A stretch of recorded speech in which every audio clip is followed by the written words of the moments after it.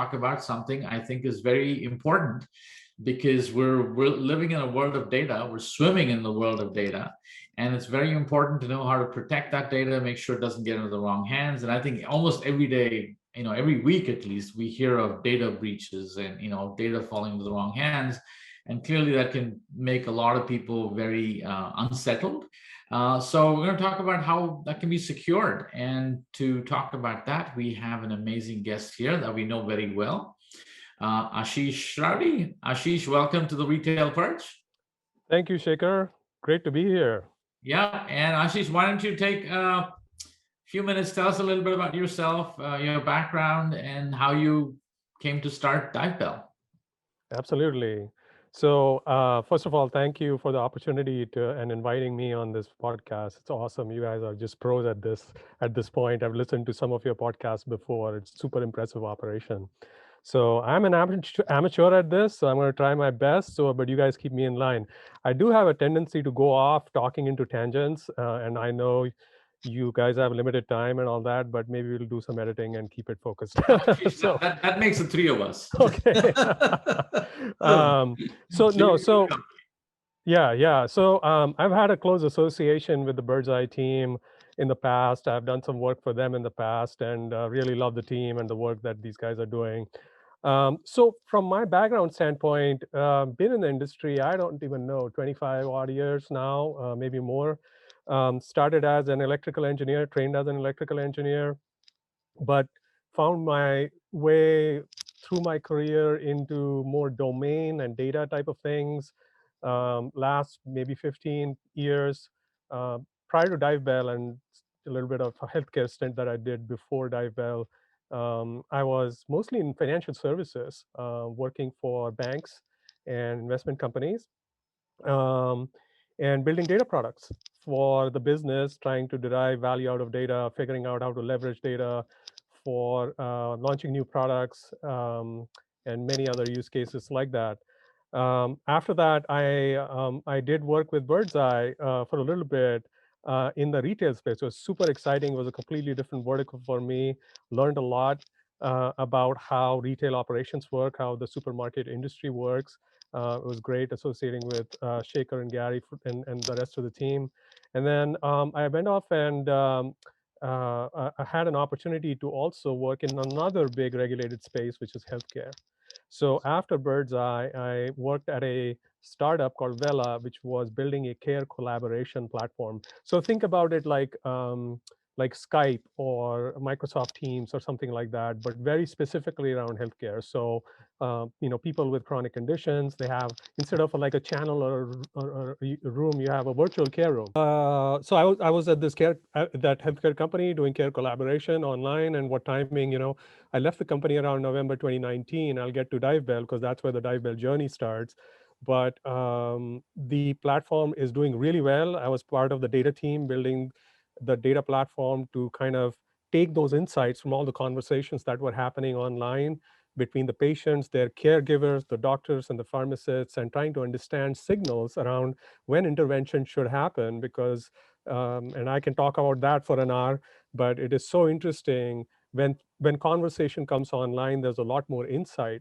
And typically patients don't talk about this, but when it's online, you get a lot of signal from that information. And the promise was, how can we leverage that to provide better care? So fantastic experience, but again, data was critical. And we may go into this a little bit, where I had to deal with insurance companies who are our customers, health insurance companies, and it was their patients. So we were a provider to these insurance companies, and they had they were super focused on how are we protecting that patient data, and because there's HIPAA and healthcare laws in the U.S. and across the globe. So um, across my career, I'm passionate about data. I am about leveraging data, but I have had at least on my fingers, I can count 5 times at least, where I've had run-ins with legal counsels, lawyers, customers who are regulated companies, who have asked very tough questions. And now I realize really important questions, because when you're trying to build products, you're focused more on the top line, on leveraging and delivering value. But there are these super important concerns about how do you make sure that you are a responsible custodian of that information. We all get excited about using this data for all these different kinds of things and building new products and things like that. But if you don't take care of that data, and if you don't pay attention to that in a more deliberate way, things, unfortunately, mishaps happen. And by the way, this podcast was not timed, but some of your listeners might know Wegmans was in the news last week, just last week. Yeah. And if you read the news, you'll see what happened is there was a cloud database that was left out there with a lot of customer information, and it was an accident. It's not like they said, well, okay, we don't care about customers' data, but being a large organization, there's so many different things going on. Accidents happen, and that's just one example. Everybody knows about Colonial that's happening, and ransomware and all these things. So I'll get to my Divebell story because I'll keep talking otherwise, right? So November 2019, um, me and my co-founders, I was coming at it more from the standpoint of there's definitely, like, I had seen this just right away, like just before I started Divebell, where we had this health insurance company. We basically stopped our contract, said, like, you guys need to protect, show us how you protect the data. And there was no good solution in the market. And I had to go out, my team had to go out and build this. And we were like, that is very strange. Why in this world, with data, as Shekhar, you just said, flowing everywhere, why aren't there appropriate systems to protect this information? And so that was the seed. And then I got together with my co-founders, and they come at it more from a security products background. They're more of a security background. I have more of a data background. And we put our heads together and we built a little prototype, and we shopped it around some investors because obviously we didn't have the money to build it ourselves. So we created a prototype and we shopped it around to a few companies.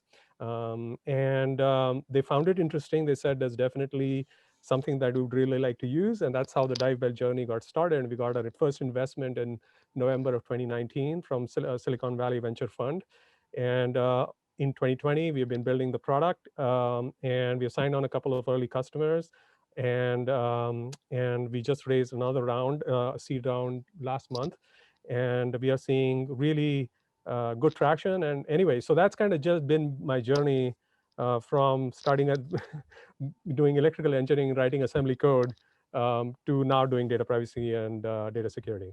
That's awesome. That's awesome. So basically, what Divebell, I guess, if I can paraphrase this, does is it helps companies protect sensitive data and alert them to possible violations of any regulations around protecting that data.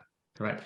And suggest possibly remedies of fixing that information. So something like what happened to Wegmans could potentially have been prevented because you'd have known that there was a violation of this data being shared that violated some policies that Wegmans set up, right? Yeah, so we can get into the meat of sort of data privacy and security. That is correct. So yeah, so there are two aspects of privacy. So one part of it is compliance and making sure you don't run afoul of the regulations and what your obligations are. But the other aspect of it is data security and information security. Now, if you don't take care of that, so what happens, let it takes Wegman's example for a second.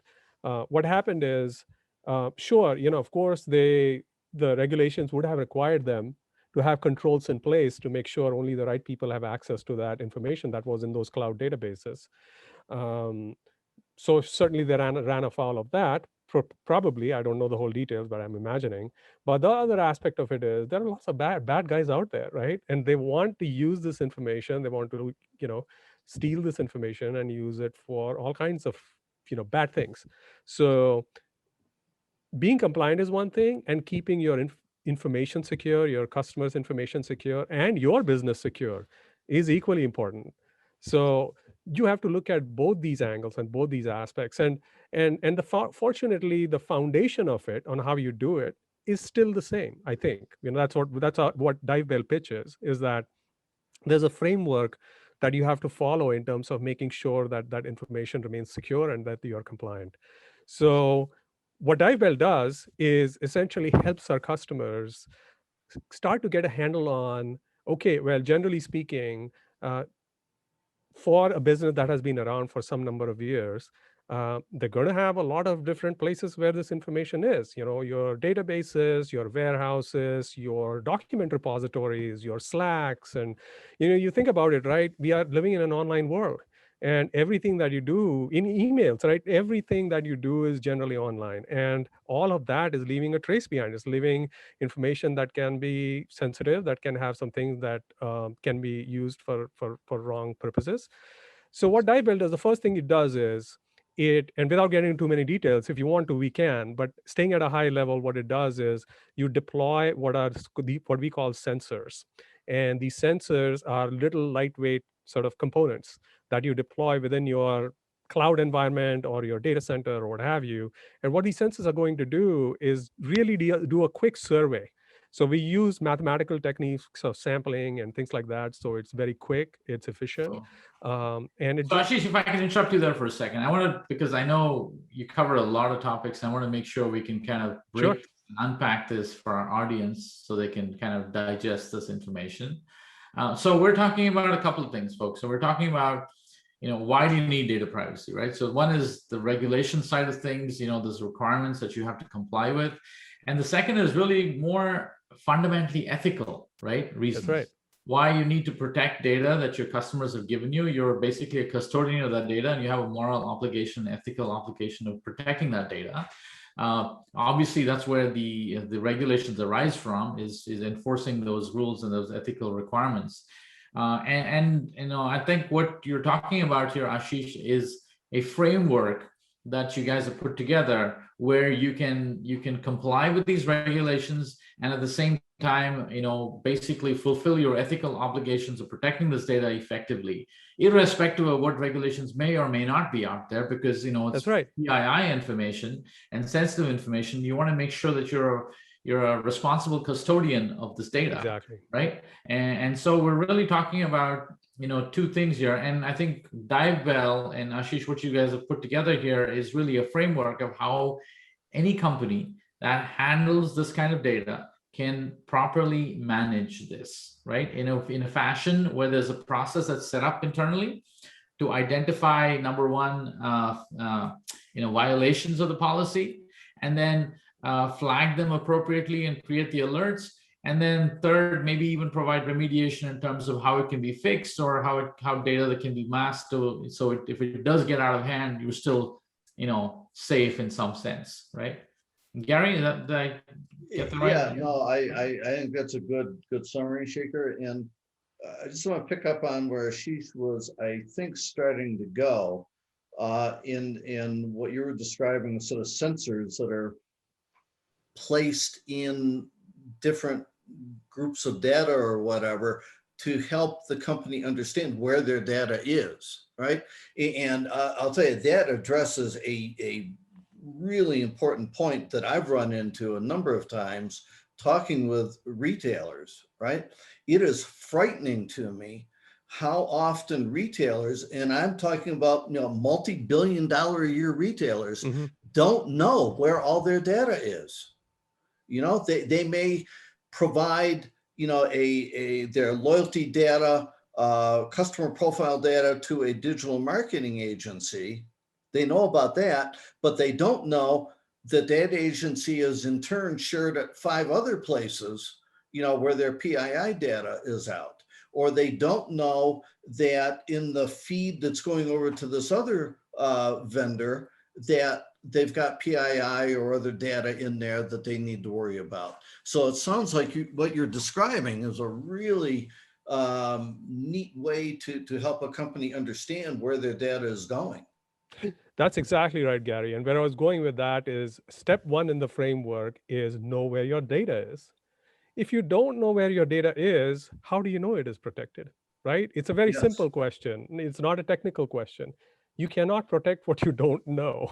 Right. And you're absolutely right, Gary. It's not just supermarkets. We see it even regulated industries. I'm not going to name names, but there are some pretty big names we have spoken with, and they themselves are terrified. The data protection officers and the security officers at these companies are concerned, given what is going on in the macro environment. And though it might sound like a trivial thing to know where your data is, trust me, it's not. Oh, it's not at all. And again, just to quickly sort of relate this back to retail, right? A good number of retailers are familiar with the GDPR European regulations, California's privacy legislation, but a fast-growing number of states also Yes. have legislation that is percolating. Even here in Colorado, there's something getting very close to being signed.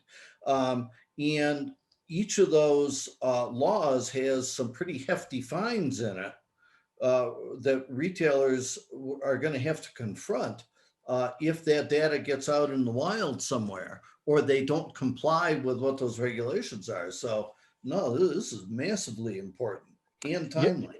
Absolutely, and you're right, and that's another point. There are, I think, at my last count, there are 15 state legislatures that actually have bills. And by the way, there is also a federal bill, just like GDPR in the Yes. Europe. We have a federal bill in the U.S. that has bipartisan support. There are not many bills these days that have a bipartisan support in this country, but that is one of the bills that has a bipartisan support. And there's a lot of sort of swell, and then there's a lot of sort of momentum building behind these regulations, and the reason is because consumers are starting to expect it. I'm sure you've seen the Apple ads. I mean, Apple's doing a great job for us. They're coming out with these commercials that are fantastic, and they're getting the message across that privacy is important. And so it's a societal change, really. And we are on the front. We're like in the first inning of the societal change, is what we believe, and which is why Divebell is and I don't want to say we are the only vendor. There are a few other vendors, but because it is such a great need at this point in time, and it's not satisfied with appropriate technology solutions. It's a wonderful place to be in, and we are excited about solving this problem for our customers. Because the one thing is, like, Shaker, going back to what you were saying earlier, compliance and being on the right side of regulation is one thing. You can lock everything down. So security officers and protection people today are saying, well, we're going to lock everything down. Nobody gets access to data. Well, guess what happens?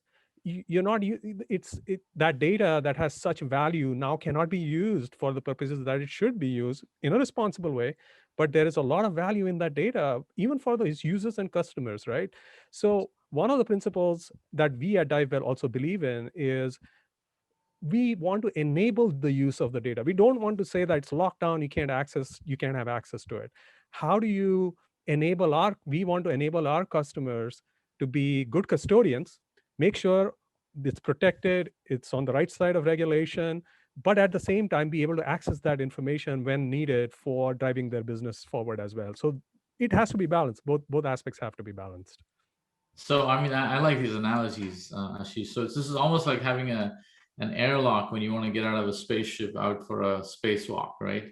You you need to be able to get out to do the things that you need to do, but you need to be able to secure the environment so That's you can exactly get out right. safely enough, right? So you want freedom with responsibility, right? Exactly. So you want some freedom, and clearly, what we do at Birdseye, we use a ton of data and to do some of what we do, and clearly, making sure that you can do that while giving customers the confidence that you are using their data responsibly and to improve services is critical. And ours is just one industry. I'm sure this applies to pretty much any industry that does any kind of transactions.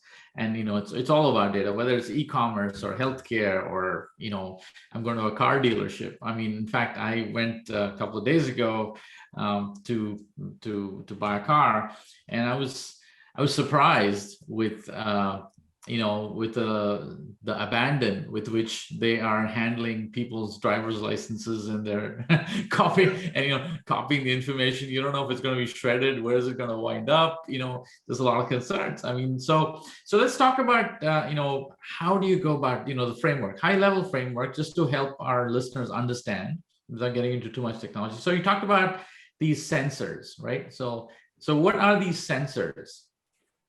So these sensors are these lightweight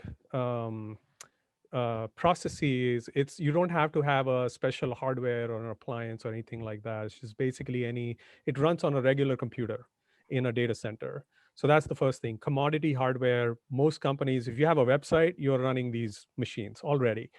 Right. So what you do is essentially you install one or many sensors, and depending on your configuration, these sensors, what they do is you point them, you tell them, here's all my databases, here's my Google Drives or whatever data infrastructure you have, and what these sensors are going to do, they're going to do a quick survey uh, in a very lightweight manner, and we put in a lot of energy to make sure that it stays lightweight, because that's another sort of a whole different path of how our competition, we believe, is failing at this, because they're applying some very brute force methods. And these days, if you have like most companies, I'm sure even Birdseye has tons and tons of data, and if you try to look at every single record in there, it's never going to complete. So we have put in a lot of effort in making sure we do sampling, we do intelligent methods of quickly getting a sense of where your social security numbers are, where the loyalty card numbers are, where credit cards might be, and things like that. And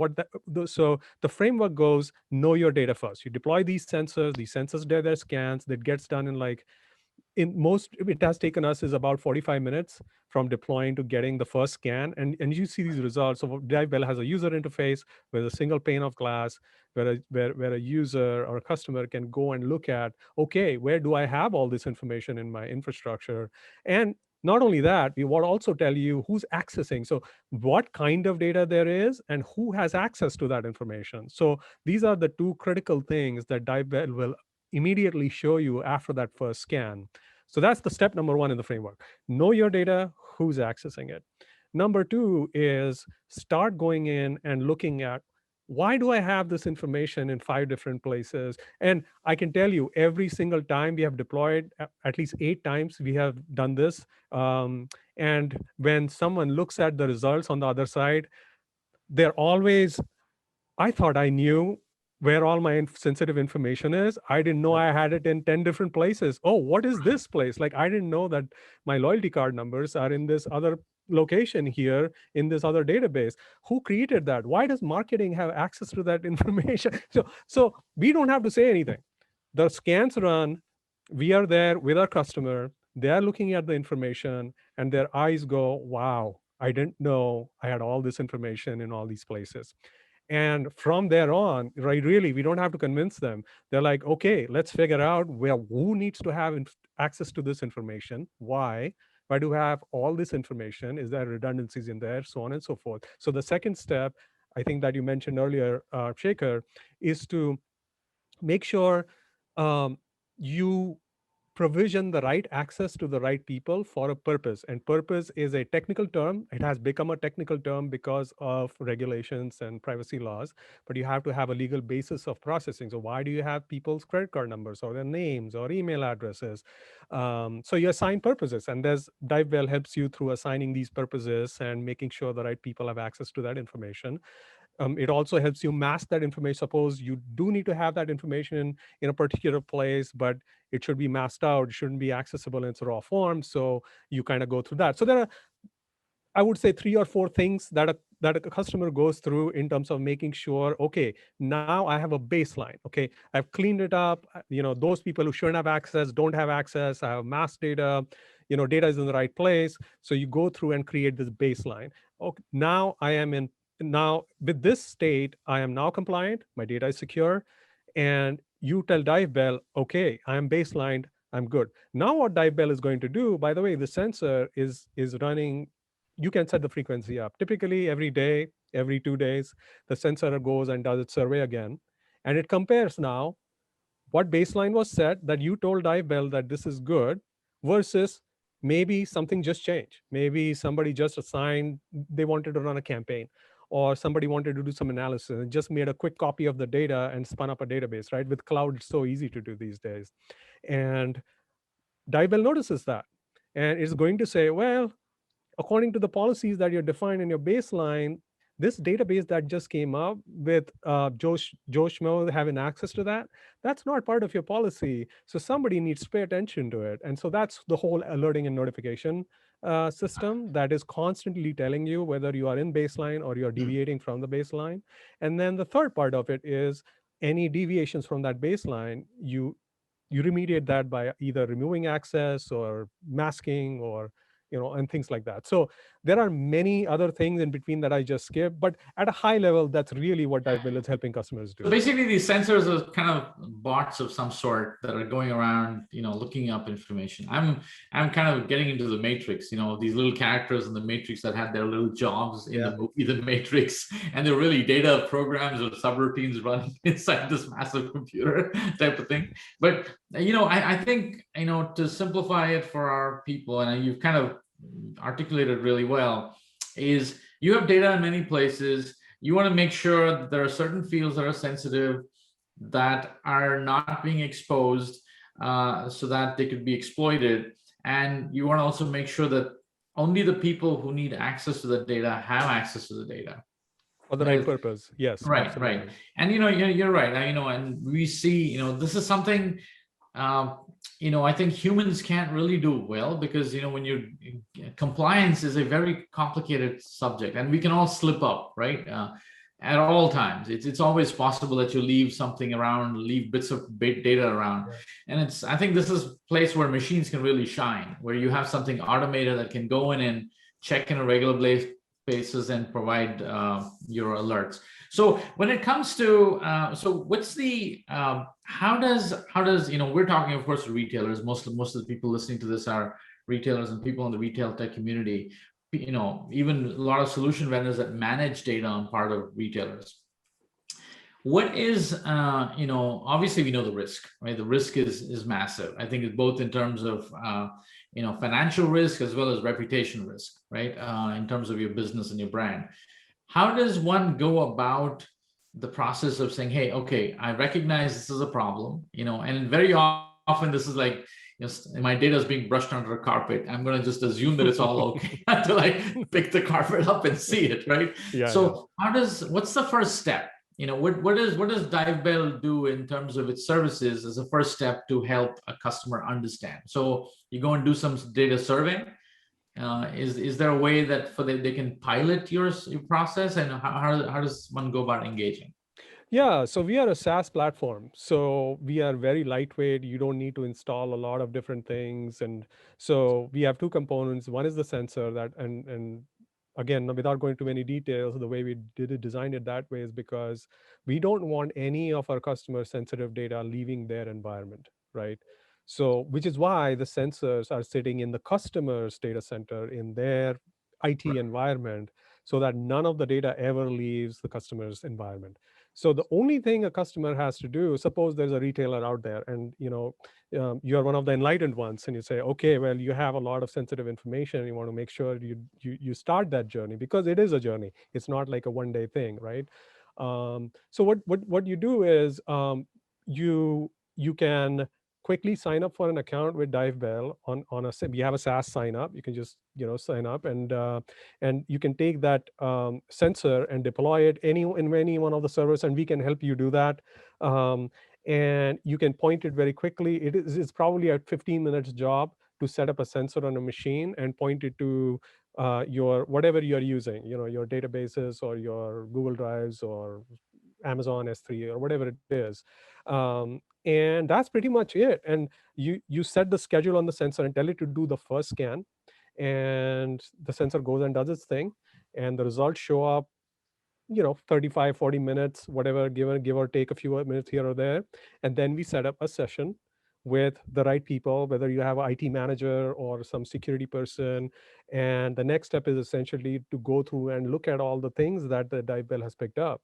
And then from there on, depending on what vertical you are in, what state you are in, sort of all these variables, Divebell team can help you sort of make sure that you get to that baseline very quickly. But the first step is always figure out where all your data is. And that's a very easy to do exercise. So internally in an organization, Ashish, where does this responsibility lie? I mean, is it somewhere in IT? Is there typically a compliance officer, data security officer? Because, it's possible that a lot of supermarket retailers don't necessarily have somebody assigned to this internally as a role, because it seems like they'll have to fundamentally shift. And I think in our conversations, I talked about, Divebell kind of becoming your virtual compliance officer, right, of some sort, right? And Gary, you've been in the supermarket industry a long time, and I don't know, at least, if there are specific roles within a supermarket organization, whether somebody's a data security or a compliance. I think in only the largest Right. retailers, right? National retailers like a Walmart, a Kroger, they're going to have data security executives, right, that are responsible for this. But you drop down much below that, no. It may be a line item in somebody's job description, but there's nobody heavily focused on it. Right. Because I know PCI is obviously a big thing in retail, right? Yeah. In e-commerce. But PCI only is concerned more about the transaction and the separation of the networks of how those transactions go. How data is stored at rest and how it's ultimately used is not, I think, part of the PCI regulation, correct? Correct. Right. Correct. Yeah. I mean, there are some clauses where you have to you have to have that credit card number, only certain digits stored, and things like that. So there is some, but you're right. For the majority part, it's not about data at rest. So yeah, no, I think so. We are actually engaged with not retail. Well, we are engaged with a travel company, for example. They're a customer, and they are I forget what their revenue is, but they are definitely not a really big company. And what in their case, there's somebody definitely who's managing IT, right? I mean, retailer has to have a point of sale system. Yeah. They have to have, right, so loyalty system and things like that. So somebody is definitely managing IT. If you don't have anyone in the compliance area or security area or things like that, the IT person is the closest to knowing where that data is, what kind of data it is, and things like that. So we can start with the IT person who's responsible for maintaining that IT environment. And that could be a first start. And then once the first scan is done, of course, we help our customers with understanding what that scan is showing. And from that point, we can bring in the right person, maybe on the business side or on the marketing side. And depending on the culture of the organization where they are, if they are in Europe, I can tell you, they have to have a data protection officer because it's regulated. GDPR requires you to have a data protection officer, or at least that title has to be owned. The accountability has to be there with some individual. So they are kind of ahead of us. US is following in the same footsteps. It's not there today, but it's gonna get there very soon. So my suggestion would be, start with somebody who's closest to your IT environment. We can start there, and then Divebell can help you figure out who's the other person, if it's not just that IT person, to make sure that the data doesn't go into wrong hands. So I think it obviously makes a lot of sense to deploy what you're describing as your sensor system to help that company understand where their data, where their confidential data is across their environment.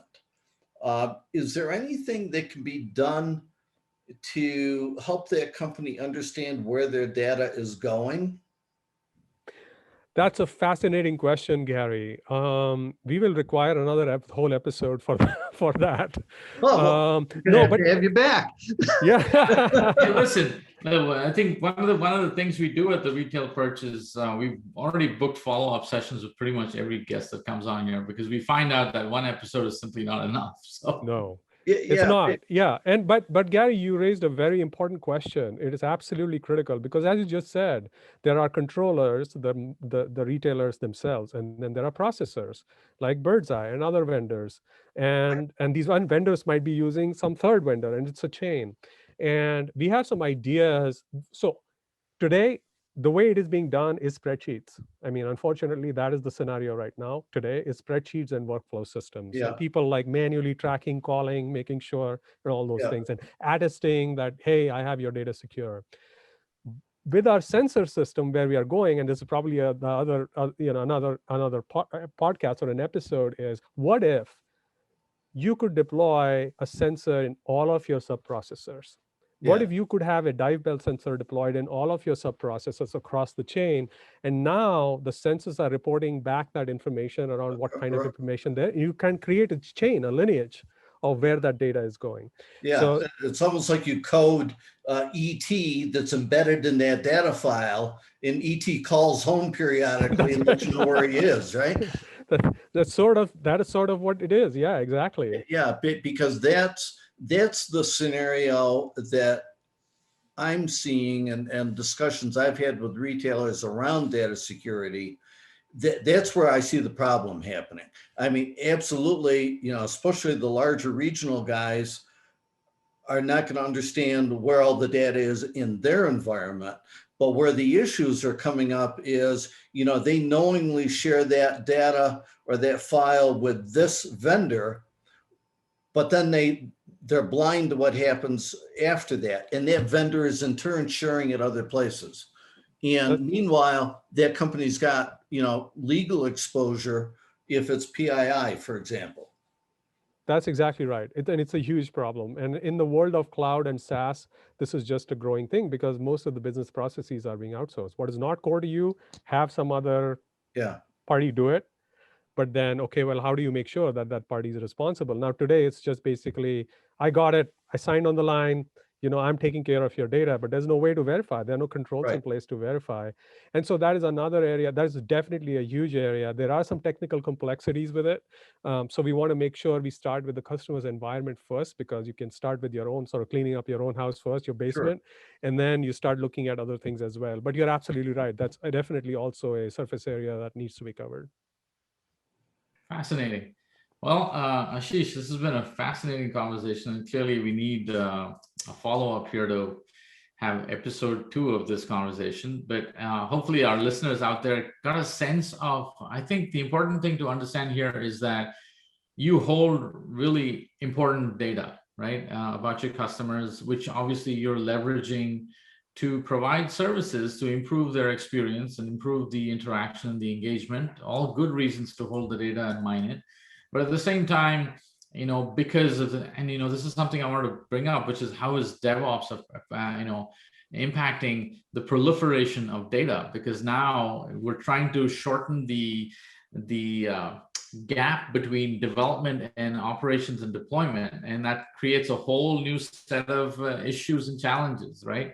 You're giving more people access to data to go out and deploy stuff. But anyway, so I think what we're trying to understand here is the importance of data privacy, the importance of need to having some kind of process. And Divebell is doing precisely that, trying to address this problem in the industry. It's a massive problem, and everybody needs to be aware of it. So hopefully we threw some light on that. And of course, Ashish is a great friend of ours, and incredibly smart guy. He's helped build some of Birdseye's key systems as well. So I can attest to his brilliance without question. And Ashish, I want to thank you for your time, taking this time out and speaking to us. And I'm sure we're going to get some questions here. So if people have questions, please do email us at theretailperch@birdseye.com. And Gary, as much as we don't want to end it here, I think I forgot to mention to Ashish that he's got to send us his address. Oh, by the way, I know where he lives. Okay, so I have his address. So we're going to make sure. We're going to make sure got that data. Yeah, exactly. Right, I got the data. Right? And we're going to send him a Retail Perch mug, Ashish, if you're up for it. Oh, fantastic! So the next podcast, I can have my mug with me. That's right. I think I have a feeling that's our bait and switch strategy here. We give people a mug so they can show up on the next episode. So we only need to set up guests for one half of the year. The second half of the year is with the mug. So. Good strategy. Right. But I think really timely discussion today. I think this is obviously an important topic. I think it's a hot topic, and I think something that is your approach to this through Divebell, I think is very different than how companies think of this and think about data security, begin to think about it. But yeah, I think absolutely, Shaker, we've got to get Ashish back at some point here and continue this discussion.